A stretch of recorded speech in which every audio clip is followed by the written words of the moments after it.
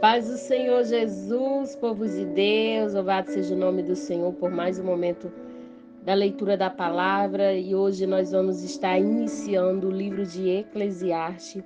Louvado seja o nome do Senhor, aleluia, glória a Deus. E nesse livro nós vamos ver que na sua boca, por felicidade, pelo sentido da vida, esse escritor de Eclesiastes, conhecido como professor ou pregador, faz pergunta que continua presente na sociedade contemporânea, nos dias atuais. E nós vamos estar meditando nos capítulos 1, 2 e 3 de Eclesiastes e encerrando, aleluia, o capítulo 11, aleluia, de 2 Coríntios, aleluia, do versículo 16 ao 33. Eclesiastes, capítulo 1. A vida é ilusão. São estas palavras do sábio que era filho de Davi e rei em Jerusalém. É ilusão, diz o sábio. Tudo é ilusão. A gente gasta a vida trabalhando, se esforçando, e afinal, que vantagem leva em tudo isso? Pessoas nascem, pessoas morrem, mas o mundo continua sempre o mesmo.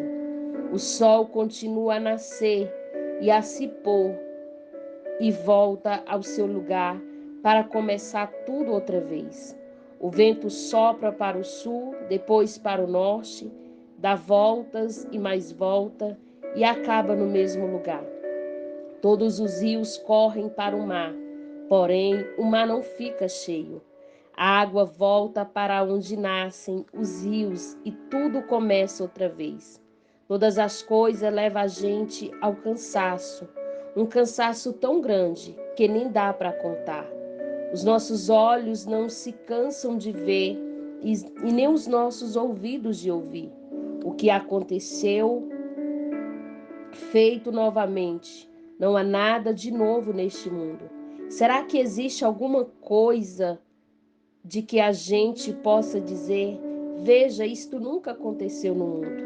Não, tudo já aconteceu antes, bem antes de nós nascer. Ninguém lembra do que aconteceu no passado. Quem vier depois das coisas que vão acontecer no futuro também não vão lembrar delas. A experiência do sábio. Eu, o sábio, fui rei de Israel em Jerusalém e resolvi examinar e estudar tudo o que se faz neste mundo. Que serviço cansativo é este que Deus me deu? Eu tenho visto tudo o que se faz neste mundo e digo, tudo é ilusão. É tudo como correr atrás do vento. Ninguém pode endireitar o que é torto e nem fazer contas quando faltam os números. E pensei assim, eu me tornei um grande homem, muito mais sábio do que todos os que governaram Jerusalém antes de mim. Eu realmente sei o que é a sabedoria e o que é o conhecimento. Assim procurei descobrir o que é o conhecimento e a sabedoria, e o que é a tolice e a falta de juízo. Mas descobri que isso é o mesmo que correr atrás do vento. Quanto mais sábia é uma pessoa, mais aborrecimento ela tem, e quanto mais sabe, mais forte. Capítulo 2 de Eclesiastes. Então resolvi me divertir e gozar os prazeres da vida, mas descobri que isso também é ilusão. Cheguei à conclusão de que o riso é tolice e de que o prazer não serve para nada. Procurei ainda descobrir prazer não serve para nada. Procurei ainda descobrir qual a melhor maneira de viver e então resolvi me alegrar com vinho e me divertir. Pensei que talvez fosse essa a melhor coisa que uma pessoa pode fazer durante a sua curta vida aqui na Terra. Realizei grandes coisas, construí casa para mim, fiz plantação de uva, plantei jardim, pomares e com todos os tipos de árvores frutíferas. Também construí açude para regar as plantações. Comprei muitos escravos e além desse tive outros nascidos na minha casa. Tive mais gado e mais ovelhas do que todas as pessoas que moram em Jerusalém antes de mim. Também ajuntei para mim prata e ouro dos tesouros dos reis e das terras que governei.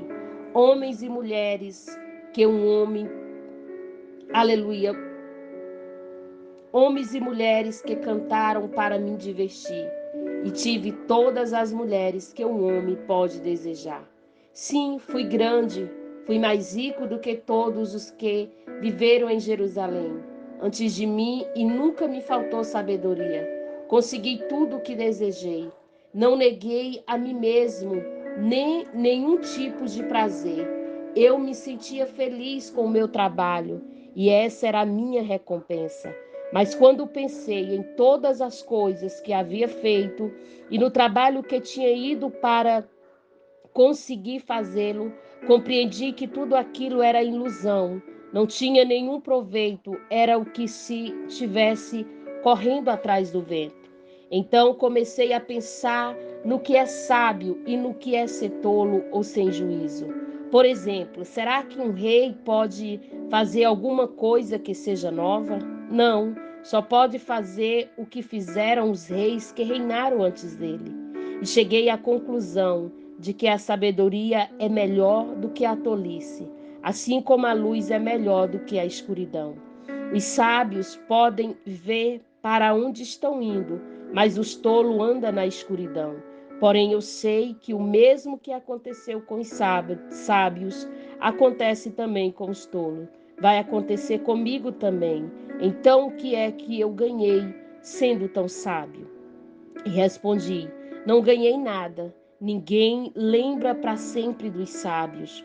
Porém, como ninguém lembra dos tolos, no futuro todos nós seremos esquecidos, todos morreremos, tanto os sábios como os tolos. Por isso a vida começou a não valer nada para mim. Ela só me havia trazido aborrecimento. Tudo havia sido ilusão. Eu apenas havia corrido atrás do vento. Tudo o que eu tinha e o que eu havia conseguido com o meu trabalho não valia nada para mim. Sabia que teria de deixar tudo para o rei que ficasse no meu lugar. Ele poderia ser sábio ou um tolo. Quem é que sabe? No entanto, ele saberia o dono de todas as coisas que eu consegui com meu trabalho. Ficaria com muito que tinha sabedoria, me deu deste mundo. Tudo é ilusão. Então eu me arrependi de ter trabalhado tanto e fiquei desprezado por causa disso. A gente trabalha com toda a sabedoria, conhecimento e inteligência para conseguir alguma coisa e depois tem de deixar tudo para alguém que não faz nada para merecer aquilo. Isso também é ilusão e não está certo. Nós trabalhamos, nós nos preocupamos, aleluia, a vida toda. O que é que ganhamos com isso? Tudo o que fazemos na vida não nos traz nada, a não ser preocupação e desgosto. Não podemos descansar nem de noite, é tudo ilusão. A melhor coisa que alguém pode fazer é comer e beber e se divertir com o dinheiro que ganhou. No entanto, compreendi que mesmo essas coisas vêm de aleluia. No entanto, compreendi que mesmo estas coisas vêm de Deus. Sem Deus, como teríamos o que comer ou o que beber e o que nos divertir? Ele dá sabedoria, conhecimento e felicidade às pessoas de quem ele gosta. Mas Deus faz com que os maus trabalhem, economize e ajunte, a fim de que a riqueza dele seja dada às pessoas de quem ele gosta mais. Tudo é ilusão, é tudo como correr atrás do vento. Capítulo 3 de Eclesiastes. Tempo para tudo. Tudo neste mundo tem o seu tempo, cada coisa tem a sua ocasião. Há um tempo de nascer e tempo de morrer, tempo de plantar e tempo de arrancar, tempo de matar e tempo de curar, tempo de derrubar e tempo de construir. Há tempo de ficar triste e tempo de se alegrar. Tempo de chorar e tempo de dançar. Tempo de espalhar pedras e tempo de ajuntá-la. Tempo de abraçar e tempo de afastar. Há tempo de procurar e tempo de perder. Tempo de economizar e tempo de desperdiçar. Tempo de rasgar e tempo de remendar. Tempo de ficar calado e tempo de falar. Há tempo de amar e tempo de odiar. Tempo de guerrear e tempo de paz. O que é que a pessoa ganha com todo o seu trabalho? Eu tenho visto todo o trabalho que Deus dá às pessoas para que fiquem ocupadas. Deus marcou o tempo certo para cada coisa. Ele nos deu o desejo de entender as coisas que já aconteceram e as que ainda vão acontecer. Porém, não nos deixa compreender completamente o que ele faz. Então, entendi que nesta vida, tudo que a pessoa pode fazer é procurar ser feliz e viver o melhor que puder. Todos nós devemos comer e beber e aproveitar bem aquilo que ganhamos com o nosso trabalho. Isso é um presente de Deus.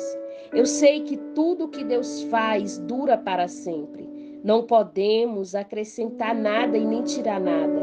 E uma coisa que Deus faz é levar as pessoas a temê-lo.